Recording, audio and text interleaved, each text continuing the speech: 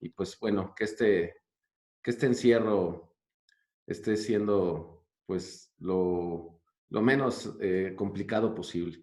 Y pues bueno, agradeciendo ante todo a Jorge su amable invitación al respecto. Eh, Vamos a hablar de movilidad y vamos a tocar, pues así como que a planear un poquito encima de lo que podría ser balance muscular y algo que le llamamos inhibición recíproca.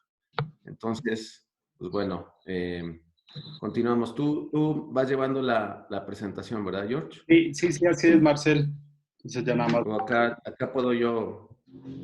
Ahí está. puedo llevarla también, creo, ¿eh? Ok, déjame habilitarte aquí para adelante, adelante.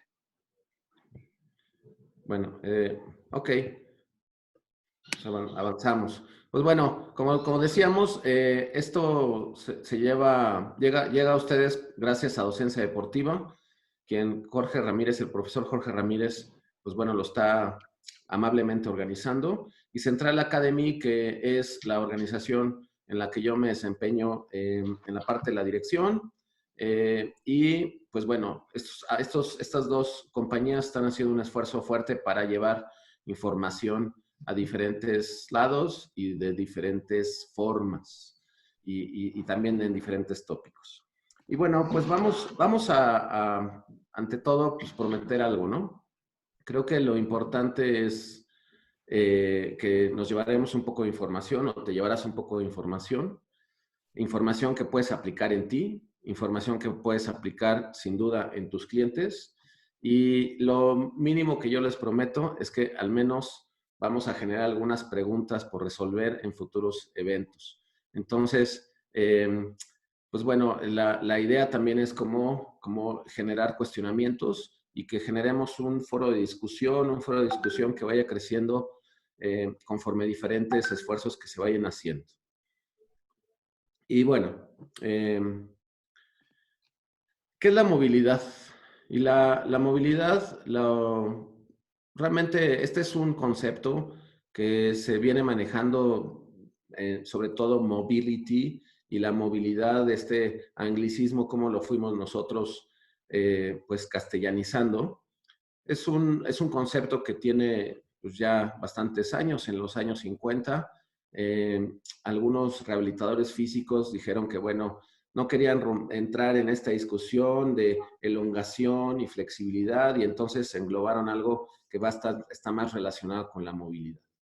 Y lo que realmente cuando nosotros conceptualmente tratamos como entender qué es movilidad, lo que buscamos es entender que hay un segmento de nuestro cuerpo o una parte de nuestro cuerpo que va a tener un recorrido lo más amplio posible y sobre todo manteniendo la integridad al respecto de todo lo que está involucrado en esa área o en ese segmento.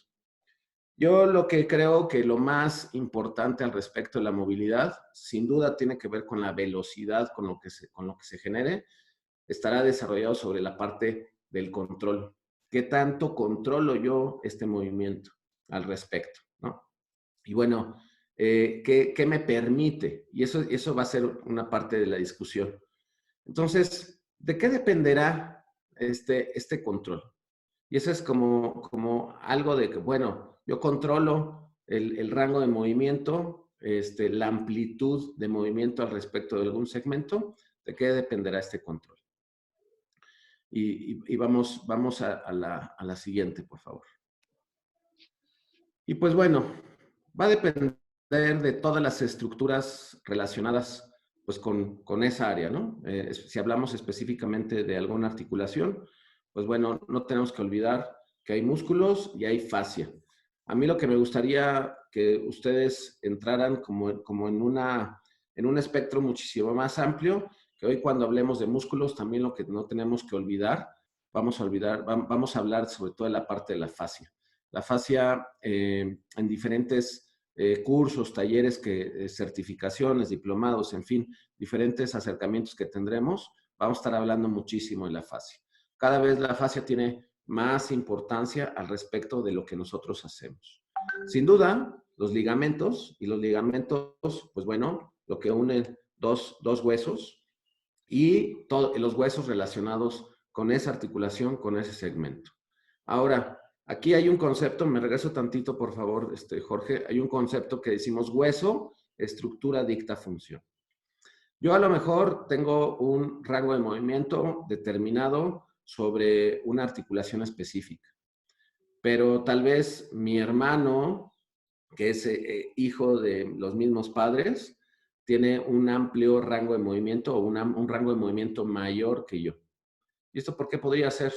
Porque él le trabaja más la parte de movilidad, porque resulta que genéticamente está más, es muchísimo más capaz de elongarse, no necesariamente, tal vez estructuralmente mi articulación, pensemos en una articulación de la cadera, a lo mejor no me deja tener un rango de movimiento más amplio que el de mi hermano. Entonces, pues bueno, aquí lo que podemos decir es que dos personas que podrían ser exactamente de las mismas características porque vienen de los mismos padres, no necesariamente van a tener la misma estructura y van a poder generar el mismo rango de movimiento. Entonces, todo esto, lo que es músculo, fascia, ligamentos, hueso, pues bueno, la suma de todo va a ser nuestra articulación. Haría ahí un espacio, un alto, y a mí me gusta generar una analogía al respecto, sobre todo de músculos y ligamentos, y cuando estamos hablando sobre todo de la parte de control. Los músculos van a ser las manos en el volante. Cuando yo voy manejando, mis manos son las que guían las llantas y son las que me permiten direccionar el coche. Los ligamentos van a ser mi cinturón de seguridad.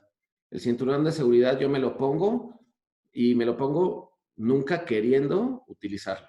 Es solamente una manera de mantener precaución, de evitar algún accidente y que yo salga más lesionado, ¿no?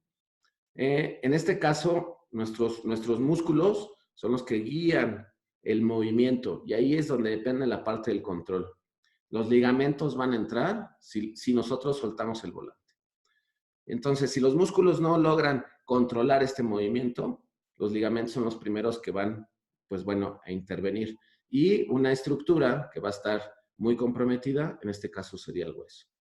Y entonces, todo esto, no podemos pensar nada más en la parte de la articulación, músculo con fascia, ligamentos y hueso, sino pensamos también en la parte del sistema nervioso central.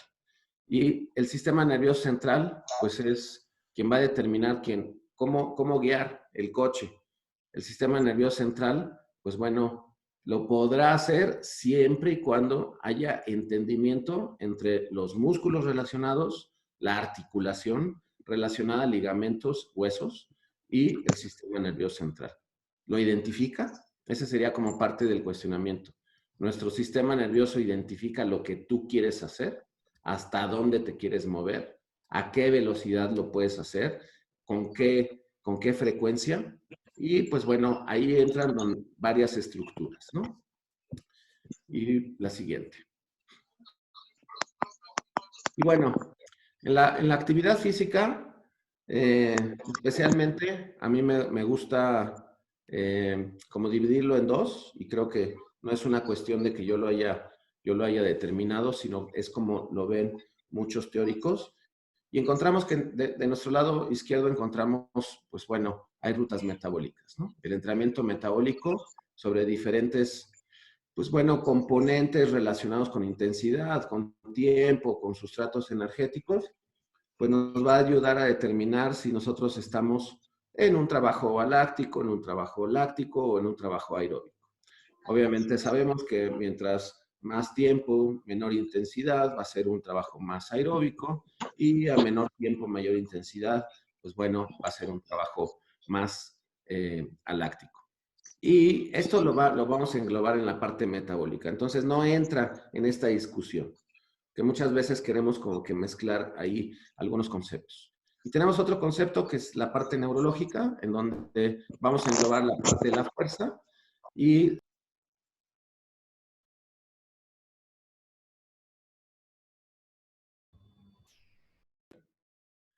Y, ¿me escuchan? Porque creo que entró el... Gracias. Y bueno, la parte de la fuerza, es fases de la fuerza. Sabemos que tenemos, pues bueno, fases excéntricas, fases concéntricas, fases isométricas, y eso es lo que estaríamos diciendo.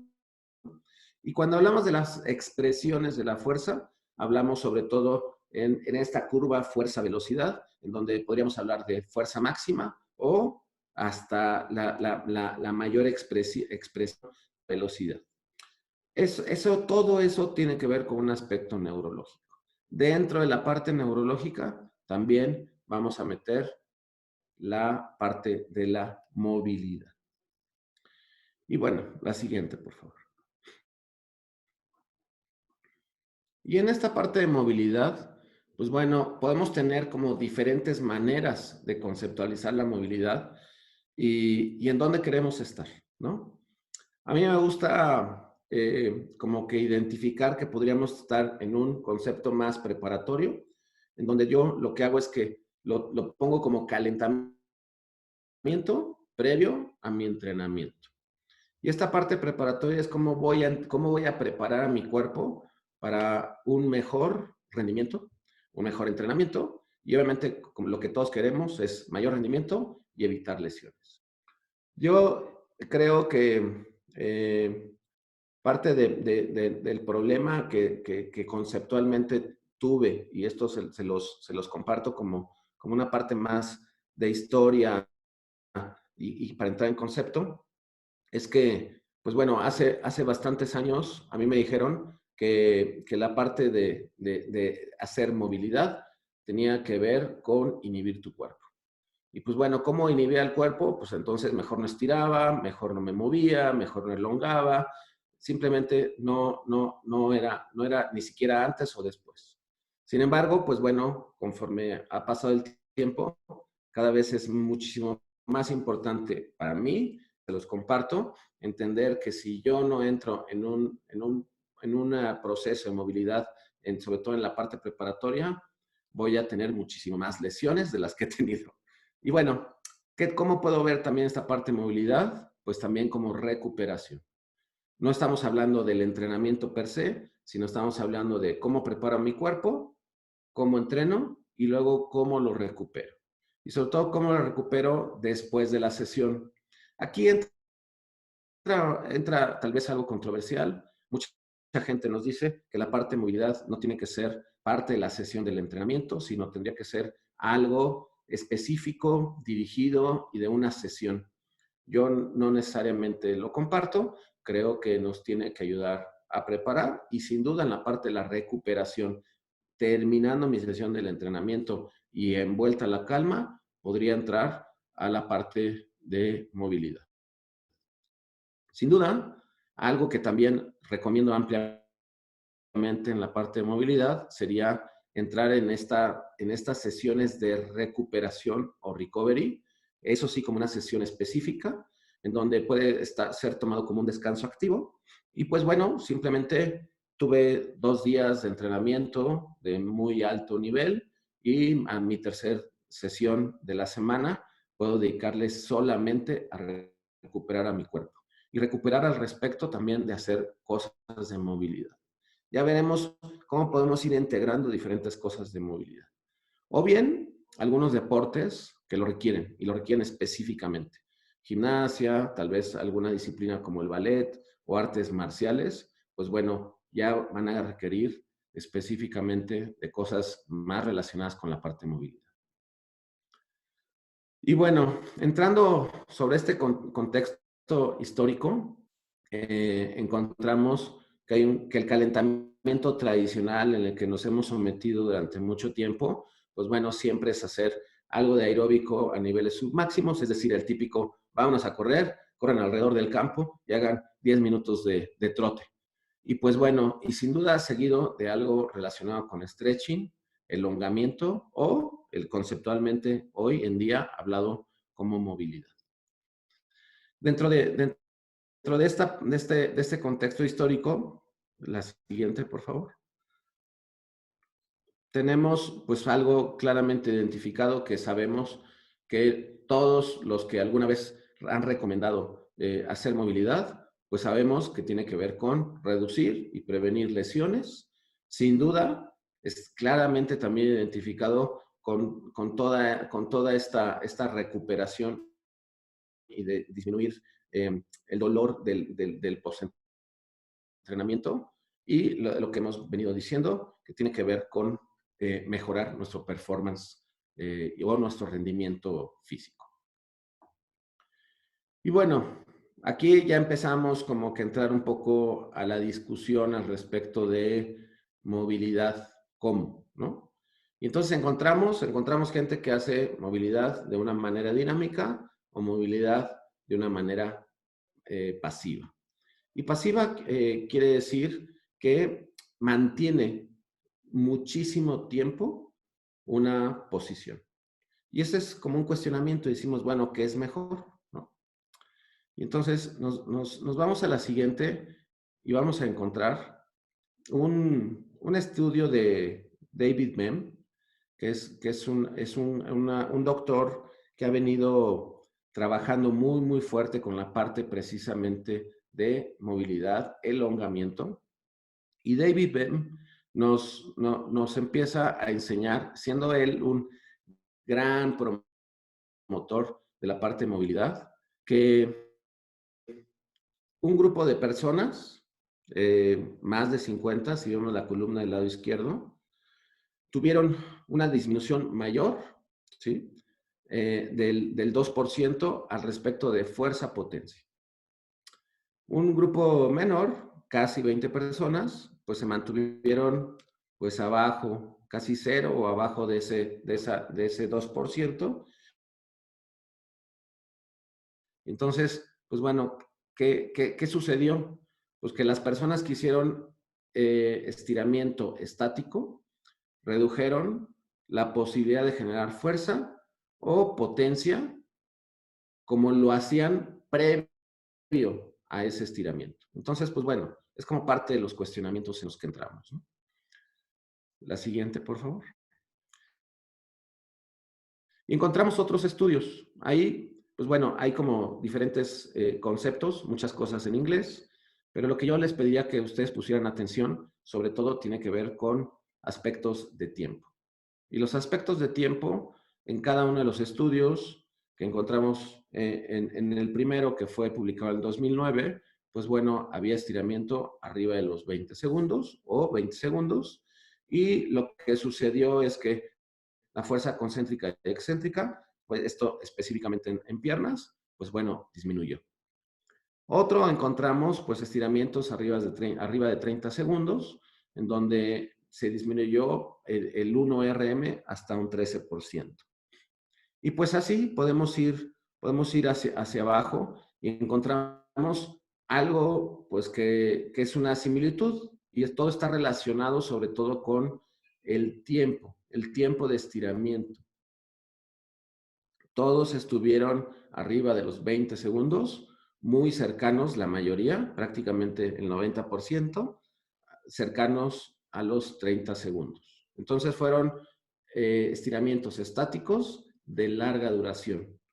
Esto, pues bueno, lo que nos hace ver es que qué es lo que está sucediendo a nivel estructural dentro de esto que estábamos hablando, las manos en el volante, nuestro cinturón de seguridad y ante todo lo más importante, nuestro sistema nervioso central. ¿Qué es lo que le estamos diciendo a nuestro cuerpo al respecto de estiramiento y sobre todo de larga duración? Y vamos con la siguiente.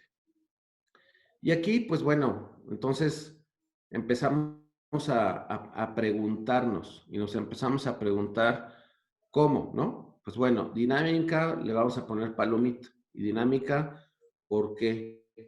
Ahora, la pasiva, pues ¿cuándo? ¿Cuándo tengo que trabajar estiramiento pasivo? ¿Cuándo tengo que trabajar estiramiento dinámico o movilidad? Vamos a hablarlo propiamente y tiene que ver netamente con la parte de la movilidad. La siguiente. Y bueno, entonces, cuando empezamos a entrar con estas cuestiones de lo que hablábamos anteriormente, Y pues bueno, si yo tengo un trabajo preparatorio, ¿puedo hacer pasivo?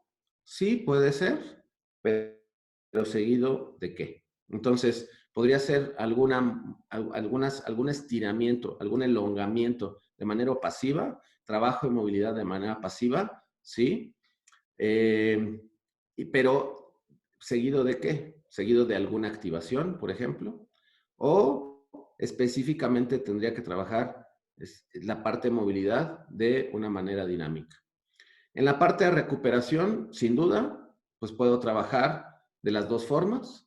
Ahí no me importa, no es algo que me preocupe. Cuando yo ya estoy terminando mi sesión de entrenamiento y a lo mejor hice una sesión de fuerza, pues terminando mi sesión de fuerza, pues no es algo que me preocupe si inhibo, si elongo, si estiro de manera pasiva o estiro de manera activa. En la parte, obviamente, perdón, de recuperación, pues bueno, tampoco es un tema que nos preocupe todo, del todo, pero algo, y ahí pongo el trabajo sobre todo en la parte de foam roll o de estos rodillos de masaje miofacial, podría ser una muy buena opción y una muy buena opción que también nos va a ayudar a incrementar nuestro rango de movimiento. Entonces dices, incrementar mi rango de movimiento, sí. Cuando yo trabajo movilidad como tal, lo que estoy buscando es preparar mi cuerpo para tener mejores rangos de movimiento de una manera controlada. Lo hago pasivo o lo hago dinámico, pues eso tendrá una consecuencia. Ya vemos cómo es la consecuencia. Si yo lo hago de una manera pasiva de tiempos prolongados, voy a disminuir la posibilidad de generar fuerza y en diferentes expresiones o de diferentes formas. Pero en la parte del rodillo, cuando entramos ya a ver esta cuestión del masaje miofacial, que en otras sesiones hablaremos de manera muchísimo más profunda y específica, podremos encontrar que, bueno, que el masaje miofacial nos va a ayudar a mejorar nuestros arcos de movimiento, que es de lo que estamos hablando, que es la parte de movilidad. Entonces nos prepara tejido, prepara estructura y nos ayuda. Y eso es lo que queremos. Al final de cuentas es uno de los componentes. Y bueno, sin duda en esta parte del deporte, de la parte de cómo los deportes que requieren este trabajo en específico, pues bueno, ya mucha gente, pues cuando hablamos de deporte de alto rendimiento, pues prácticamente no nos interesa más que mejorar el rendimiento del individuo y bueno, no importa cuál sea el camino. Y bueno, entonces tenemos toda esta serie como de cuestionamientos, conceptos, ordenamientos al respecto de cómo lo puedo ir ordenando, si lo trabajo pasivo, lo trabajo dinámico, cómo lo voy ordenando. Y entramos en un concepto que le llamamos inhibición recíproca. Entonces, sería la siguiente, por favor. Y bueno, aquí entramos en un concepto interesante y que tal vez nos puede ayudar como preámbulo de muchas discusiones y muchas cosas que en sesiones futuras vamos a ir trabajando. Y pues bueno, en la gráfica ustedes ven un segmento corporal, que es el brazo, y el brazo específicamente encontramos dos músculos, uno que es el bíceps o todos los músculos flexores del codo, y en la parte antagónica o la parte de atrás encontramos los músculos extensores del codo, que son el tríceps, o las diferentes cabezas relacionadas con ese músculo. Y pues bueno, dentro de la parte del bíceps encontramos una estructura que le llamamos uso muscular, ahí viene en inglés y se llama muscle spindle, y el uso muscular es un órgano sensitivo que lo que hace es identificar la velocidad de elongación al respecto de las fibras musculares. Y entonces, ¿qué es lo que sucede? Pues bueno, hay una carga en mi mano, yo tengo que mover esa carga o simplemente la quiero mover y pues bueno, ese órgano sensitivo, el uso muscular, va a identificar que algo está sucediendo dentro de ese músculo con el que está relacionado. Hay muchos usos musculares dentro del músculo. Generalmente los vamos a encontrar en el ecuador, es decir, en la parte media si hacemos un corte transversal, en la parte media del músculo, y ellos van a identificar esto.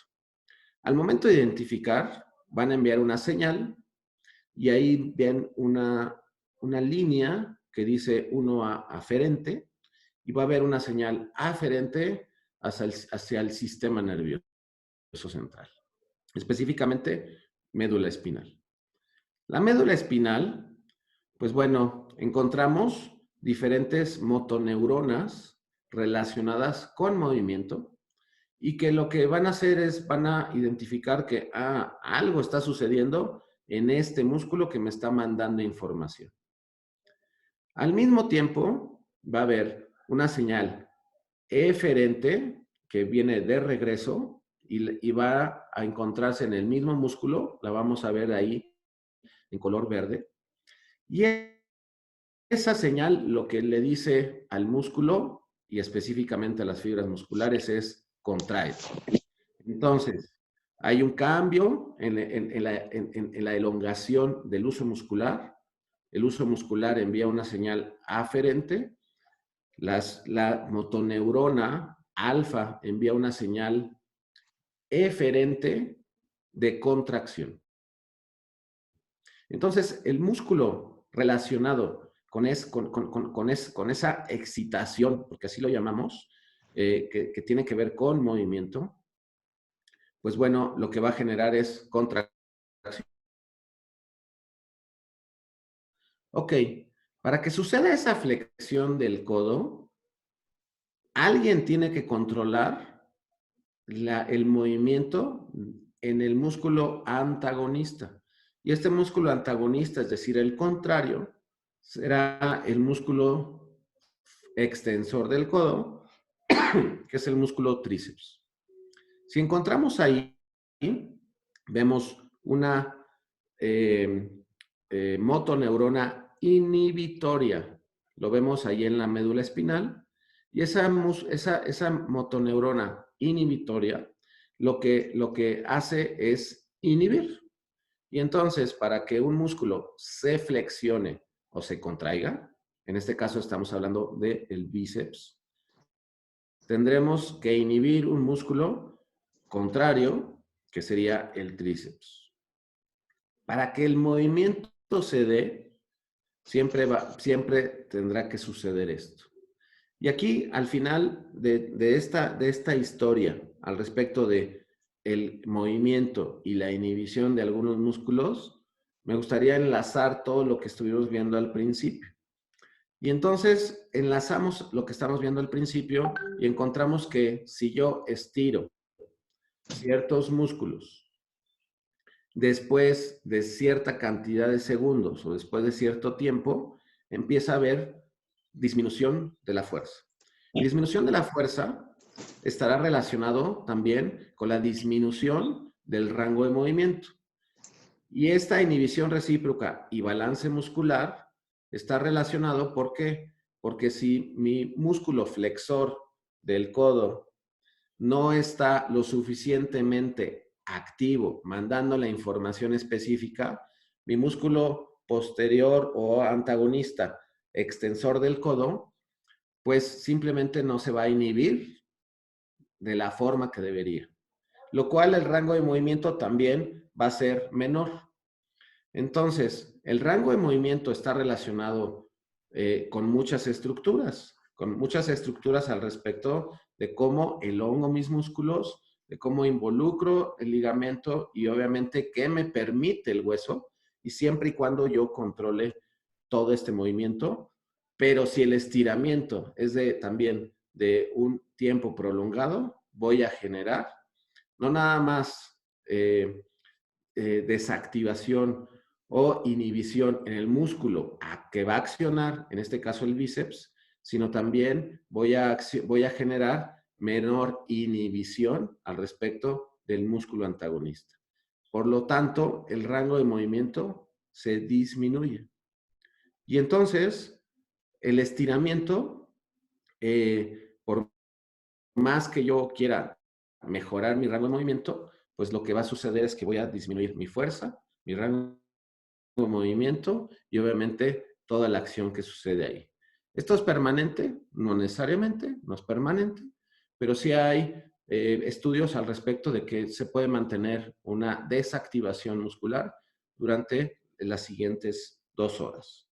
Y bueno, esto nos da la posibilidad como de entrar hacia diferentes discusiones. La siguiente, por favor. ¿Puede existir disminución en las señales excitatorias de contracción y de inhibición? Sí, al respecto de lo que hemos venido hablando. La siguiente, por favor.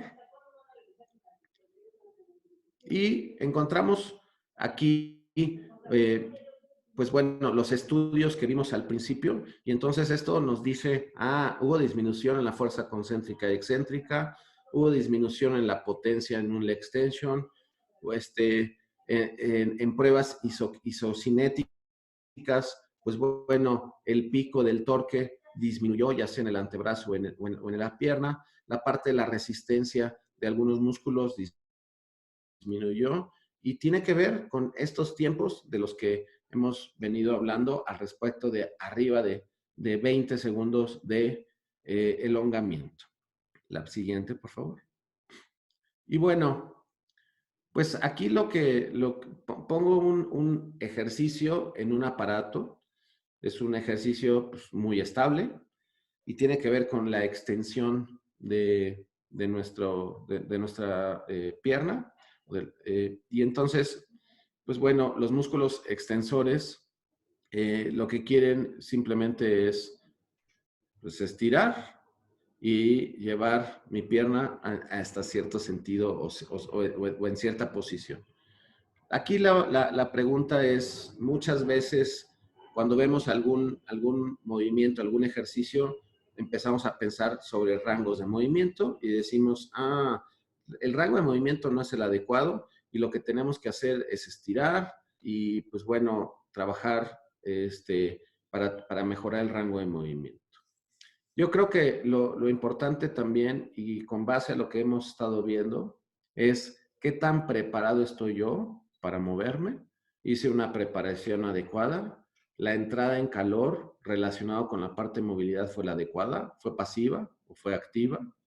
Que hay la suficiente activación muscular relacionada con eso, hay inhibición. Y algo muy importante es que el movimiento humano es movernos de un punto A a un punto B. ¿Y cómo logramos eso? Simplemente es con lo que tengamos. Así de simple.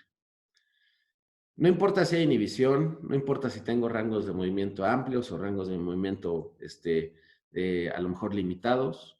Yo lo que tengo que hacer es resolver y lo voy a lograr. El problema radica en donde entran mecanismos de compensación y mecanismos de compensación que me puedan ir generando desequilibrios musculares y movimientos en donde yo pueda comprometer otros músculos, otros tejidos, la articulación. Entonces, pues bueno, creo que aquí sobre todo la invitación es a ver la foto al respecto de una manera un poquito más amplia relacionado con el movimiento. Y tenemos la contraparte. A lo mejor me muevo muy bien. A lo mejor es una persona que la ves ejecutar un movimiento y se mueve súper bien. Y sus rangos de movimiento son enormes. Aquí lo que tenemos que cuestionar sería qué tanto controlo este movimiento y qué tanto compenso con las demás articulaciones. Cosas que iremos viendo también en diferentes sesiones, es en donde mi cadera, si mi cadera tiene un rango de movimiento limitado, mis siguientes articulaciones, que serían las articulaciones, sobre todo de la espina lumbar, van a compensar el movimiento. Cuando yo hago una extensión de cadera y la cadera llega un momento en que hace ¡pac! Simplemente no me deja mover, voy a empezar a compensar con mi espina lumbar y eso generalmente me va a generar problemas articulares y dolores. Específicamente en esa área encontramos que, bueno, podemos tener gente que se queja de mucho dolor, sobre todo en la parte lumbar, y no necesariamente es la parte problema, sino su articulación anterior. ¿Por qué? Pues con base también a la falta de movilidad y control. ¿Seguimos? Perdón, no es coronavirus, es nada más que he hablado un poquito. Y pues bueno, tenemos 3 puntos claves dentro de mi perspectiva. Es preparemos a nuestro cuerpo y preparemos para el movimiento que queremos desarrollar y desempeñar sobre a lo mejor cadenas musculares, estoy trabajando toda la parte anterior y entonces puedo empezarlo a preparar así, con movilidad, masaje miofascial y activación. La activación sobre todo será trabajar sobre contra una resistencia y la resistencia pueden ser unas ligas. Identifiquemos nuestro objetivo. Muy importante. Mi objetivo ese día es metabólico, mi objetivo ese día es neurológico, fuerza, movilidad, o pueden ser ambos. Puedo tener diferentes bloques y entonces cómo tengo que preparar primero a mi cuerpo para entonces sobre la parte, sobre todo central, al respecto del entrenamiento. Y algo fundamental, pues recuperemos. Tenemos toda esta parte importantísima que tiene que ver con la parte de alimentación, hidratación. Ahí pongo evitar procesos inflamatorios. Sabemos hoy que hay alimentos que no nos ayudan, que generan procesos inflamatorios, sobre todo más relacionados con ciertos alimentos. No